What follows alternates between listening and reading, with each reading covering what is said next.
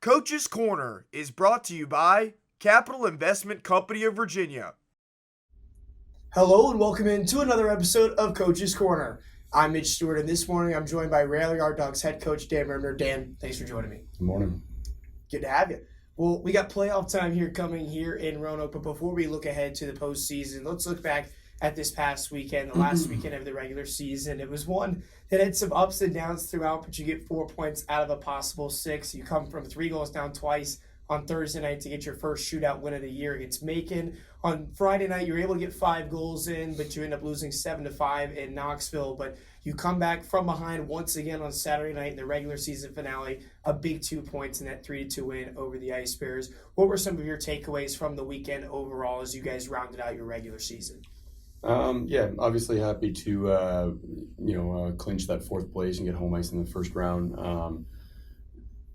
Something we've been talking about the last few weeks is the number of goals we've been allowing, and to go into Thursday and Friday kind of showing those same tendencies. I was really happy with the guys, making the change second, third period on Saturday and really bearing down in our own zone and coming out with a 3-2 tight win heading into playoffs. That was a playoff style game and was really happy with that. You talked about kind of having the defense maybe close some things up a little bit more on Saturday night, but another big reason behind that, we've talked about him all year long, Austin Rodebush. The guy was out of his mind on Saturday night, a season-high 40 saves. He makes 19 of those in the first period to kind of let you guys settle into that game a little bit. When he's playing with that bit of aggression, where he's coming out of his own crease and diving at pucks, or he's going and stacking the pads on a breakaway chance, how hard is it to beat you guys when you have someone like that between the pipes? Yeah, I think it gives us confidence. I mean, we got to make sure that our guys aren't relying on that. Rhodey has that unorthodox style and energy to his game that I think everybody feeds off of. So it's great to see, again, heading into playoffs, having him playing the way he is a huge asset. Now that the regular season has come to a close, I think it's important to kind of put some things in context on what was a really strong season for you all. You guys finished in the top 4 for the very first time, 32 wins, shatters a franchise record, almost 70 points on the year as well. Of course, I know that you're looking forward to having playoff success, but how important is that and what does it mean to you to be able to kind of see that with your program where it keeps kind of taking steps in that right direction? Yeah, I think it's pretty cool to see every year, like you just said, steps in the right direction and continue to build a strong program and to get home ice for the first time is pretty cool. Obviously, the goal it just notches the bar higher. I mean, we talked about it at the end of last year after the run we had. It'll be the same talk this year that new accomplishments means new goals. It feels like maybe the toughest decision that you're going to have to be making here in these next couple of weeks is trying to choose 16 skaters out of this group of 18 for a couple of different reasons, whether it's guys kind of dealing with some injuries at this point in the year where it's been a long season, but also because it feels like you have as much or more depth than you've ever had here with this Rail Dawgs team. Do you kind of agree with that sentiment and kind of what goes into your mind? How do you end up trying to manage that here going into Thursday night and going forward in the postseason?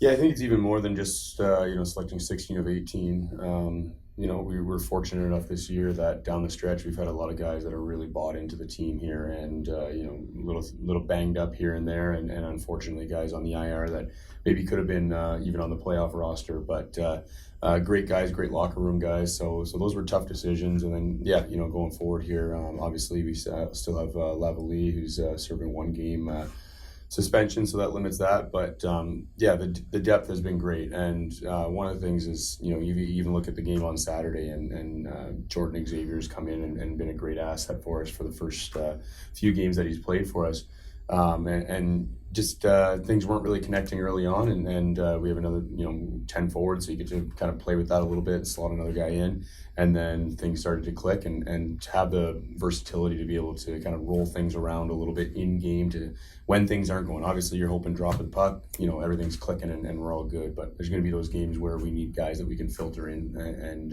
kind of juggle the lineup, and we have a lot of guys that can all contribute.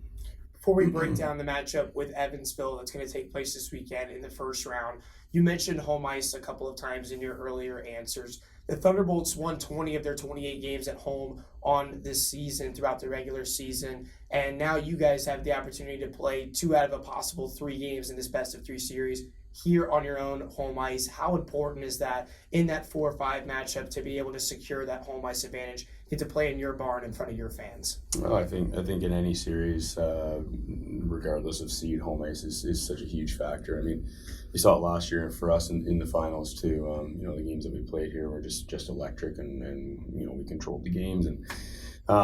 But yeah, against Evansville, obviously a very strong home ice team through the regular season. Something we'll be talking about, regardless of having home ice for games 2 and potentially 3. That first game is so important. So we're going to be going in, making sure that we're getting there early, taking off tonight, Tuesday night to get in, have all day Wednesday there, get used to the ice. A little bit of a different circumstance that we haven't played there at all this year. So make sure that we've got lots of time. There should be no excuses going into a hostile environment, and looking to take game 1 and then be able to take it back to home ice. It kind of figures that throughout the whole season, we have not seen the Evansville Thunderbolts take on the Roanoke Rail Yard Dawgs. A bit of a bizarre situation in that sense. But as far as you kind of doing your prep work, I know you've been diving into the video, trying to get your guys ready as well for this weekend. What are kind of some of your assessments or your scouting report overall on the Evansville Thunderbolts?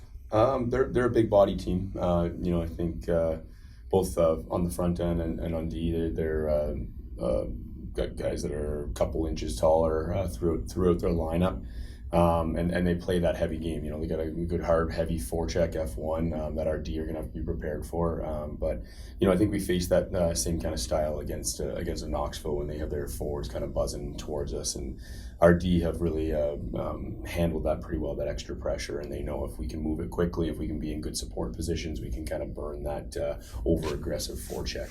So we'll be looking for that. Obviously picking up Lavalley and Jaswell throughout the last part of the season, both former Thunderbolts, looking to lean on them a little bit to get some insight into what the Thunderbolts are going to be bringing. But we'll be prepared, and as much as we're going to be looking at them, the focus is going to be on us, because you see just in the last weekend when we're focused on us and we're playing our style of hockey in spurts there throughout the weekend, just dominate the game, and we just have to make sure that we're doing that consistently for 60 minutes. Well, Dan, best of luck to you all this weekend. Thanks, Mitch.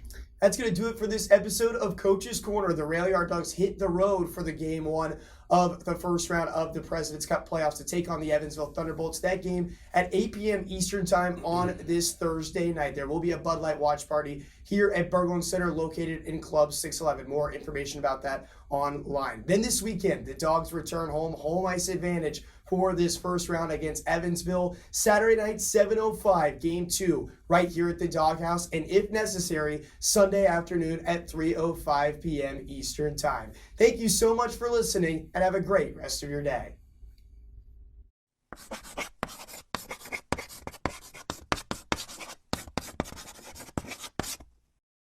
Coach's Corner is brought to you by Capital Investment Company of Virginia.